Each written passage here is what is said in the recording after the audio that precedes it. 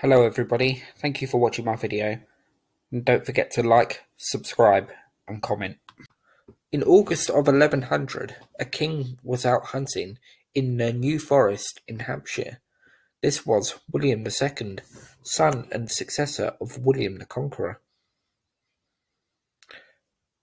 William was by no means a perfect king, but his reputation has been unfairly tarnished over the centuries. This is mainly because of his poor reputation with the clergy. Clergymen were the people responsible for chronicling the events of the time, and earlier periods in some cases, and they could be withering and bitchy in their assessments if the subject of their particular work had done something to offend them or the church. In fact, if some medieval chroniclers were around today, they would be known as trolls. Because of his lack of a queen, insinuations were made about William's sexuality, and he was also accused, in inverted commas, of atheism and of not having a god.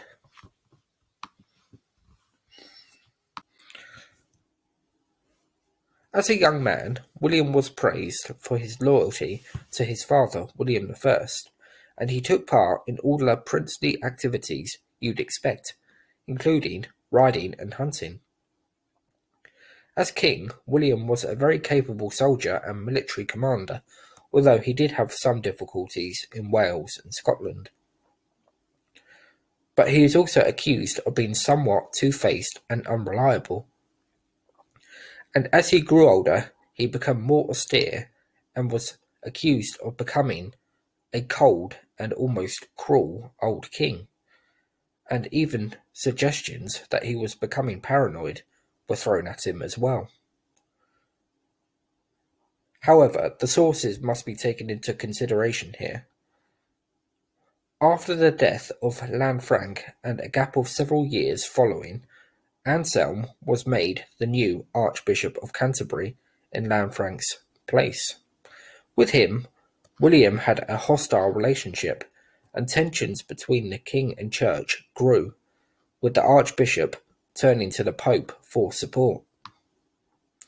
It's certainly here that William's reputation began to suffer, if you bear in mind what I said about the chroniclers earlier in the video. As for William's sexuality and personal beliefs, it's difficult to say. His sexuality is unknowable, but I believe he probably wasn't an atheist, and he would have held at least some of the conventional beliefs of the time. But I do think it's safe to say he wasn't the most religious king England ever had. Summer of 1100, William II was out hunting in the New Forest, where he met his end. According to William of Malmesbury, the day before the king died, he had a dream that troubled him. It involved a surgeon operating on the king, causing a huge outpouring of blood to exit William's body. I think this is fairly obviously William of Malmesbury being colourful and telling a story that fits into the events of the day. But it's a nice story all the same. The day of William's death, August the 2nd, the king had a large amount of wine before he set out after dinner. With the sun setting, William spotted a stag, and drawing back his bow, he fired an arrow, wounding the animal. The stag fled the scene, with the king in hot pursuit. Another man in the king's party, named Walter Tyrrell, was nearby. With the dipping sun still impeding the huntsman's vision, another stag came wandering along near to the king. No doubt excited, Walter fired, missing the second stag and striking the king just above his heart. Dumbstruck, William could only manage to break the shaft of the arrow before he collapsed to the ground. Whilst this may have sped up his death, it's likely that this was a good thing for William, as the wound certainly would have killed him anyway.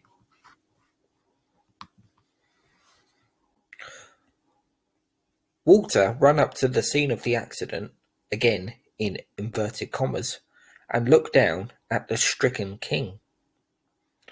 William was now either dead or very close to it, and Walter's mind must have been racing a mile a minute, and soon his horse was literally doing the same thing.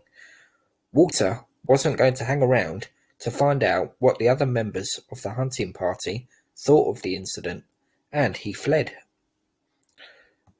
And he wasn't the only person to leave the New Forest in a hurry that day. More on that in a moment. So, King William II died. He was buried at Winchester Cathedral, and a marker can now be found in the New Forest at the spot where he died. Was it an accident or murder? On the one hand, the hunting party had set out, having drunk quite a lot of wine. It was getting late in the day. With the sun setting, parts of the forest would have been getting dark. Walter fleeing is no guarantee of foul play either. He may well, quite understandably, have panicked. What may indicate murder is the behaviour of another member of William's retinue, his own brother, Henry. Left with very little after the death of his father in 1087, Henry now had a chance to snatch everything, and 3 days later, after he had left the New Forest in a hurry, Henry was now crowned King of England as Henry I. Suspicious? This is purely circumstantial evidence. Another slight bit of evidence to consider is the fact that William II was rather a large man, again like his father had been. For William to have been struck by a stray arrow that was meant for a stag, the shot would have had to have been a terrible one, and it's hard to believe Walter Tyrrell could have been that inaccurate, even considering the alcohol that had been consumed and the sun setting. However, there is no hard evidence for murder, only circumstantial. And rather than ending this video on my own conclusion, I'll leave it to the viewer to decide. Was William II murdered, or was it an accident?